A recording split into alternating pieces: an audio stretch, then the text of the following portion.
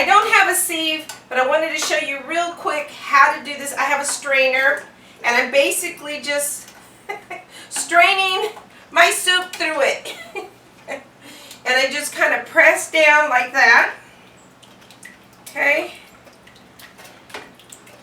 I just wanted to show you real quick how to do that. And then I have a spatula, and you press it all the way through. You don't want to leave any pulp behind.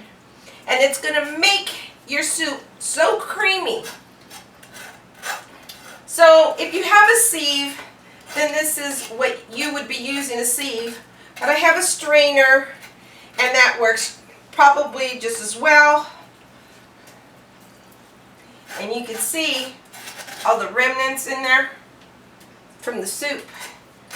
And then take your spatula, gently scrape the rest of that. And make sure your strainer is stainless steel. I would make sure. It's not going to work if you use a cloth. I guarantee you it's not going to work. Because the soup is really thick. And then you have, I wanted to show you that real quick.